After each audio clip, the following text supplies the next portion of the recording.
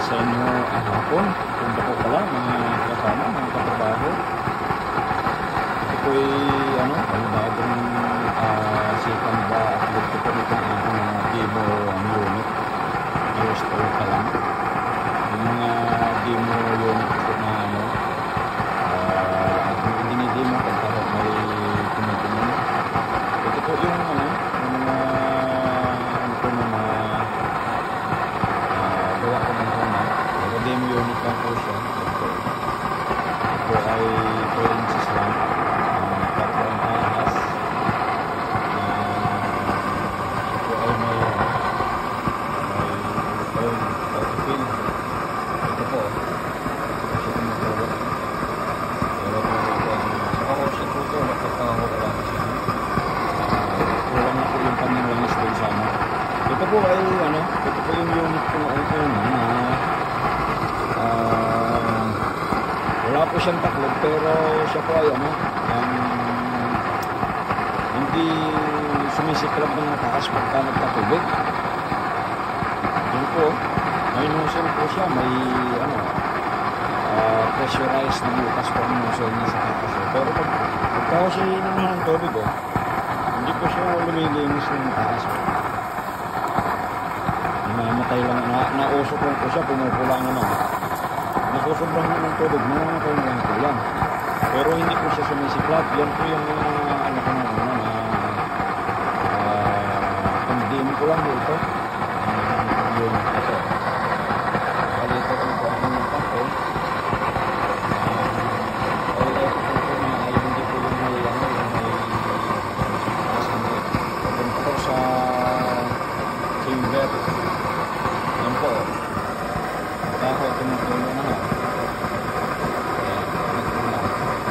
Yan po ay pwede yan. Pero pagka malakas po yan, kaya ating hininaan, pwede rin pakinggan yan. Yan po ang niya.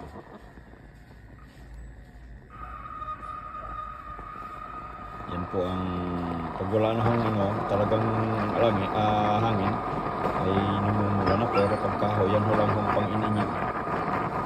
Ito'y aking ipinakutang muli kasi ako'y sasaing po dito.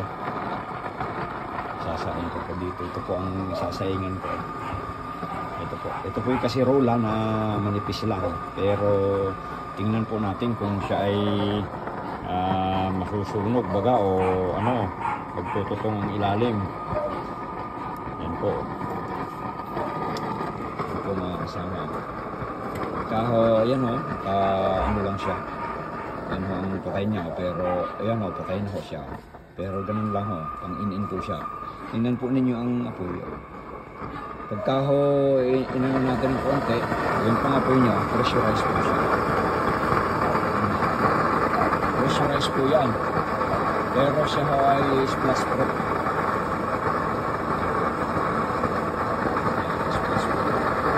Yan po ay marami ako nakagbili pero hindi ko masyadong tinutukan. Gawa ng ito po ay mahirap gawin.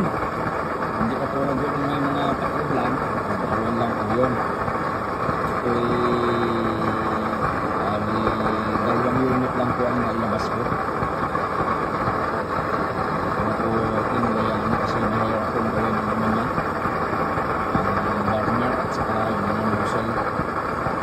Ito po kasi ang nozzle niyan Ayan mga kasama. Yan po. Oil ay patol po yan. Siya ay lip o is puntol. Pero kung nagkulang po ang langis, saan po siya tutulog mga kasama. Tingnan po natin kung ano ba ang resulta ng sinaing.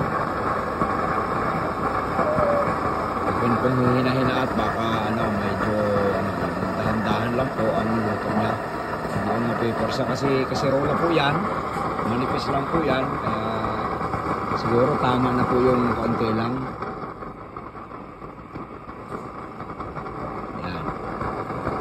Ano lang po na po niya. Hindi ho mabigla.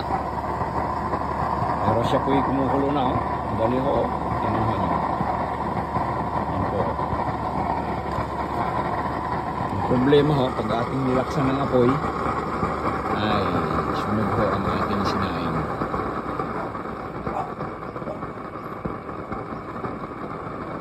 Yan po. Yan, hina lang ho yan.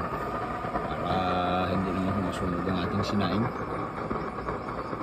Yan lang po siya. Ito po yung mga review nung una kong mga ni-upload. Sinubukan ko lang ho sa ingan itong mga demo unit ko. Marami po akong demo unit dito na iba-iba ang iba-iba ang style ng mga splash prop at saka oil autofill na rin po siya.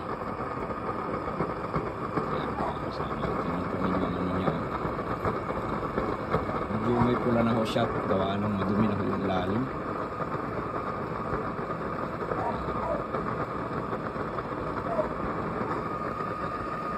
Yan po, kahon nagkukulang yun lang, palitan yung mga pulo. Yan po yun. Yan, palitan ho siyang napulo. Yan. Talaga kung nagkulang na yung langis niya, ayun. Yan po ang niya, buwer. Yan po mga kasama, mga katrabaho. Ano na po siya, umuusok na. Daling oras pa lang.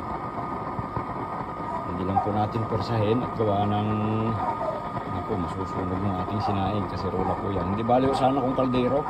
Medyo makapal-kapal. Yan po siya. Ditres lang po yan at saka core lang po ang taas.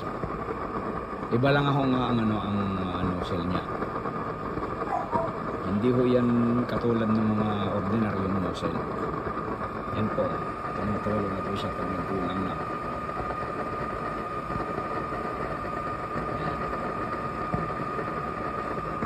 Hindi ko po nilaksan ng apoy. Minaan ko lang.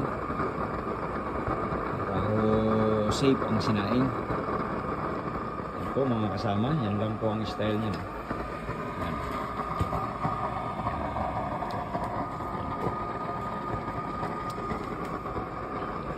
Kasama, yan pwedeng order, made to order. At saka yung ibang klase, may magaganda po ang ibang klase niya na auto shop, auto oil fill at saka splash proof.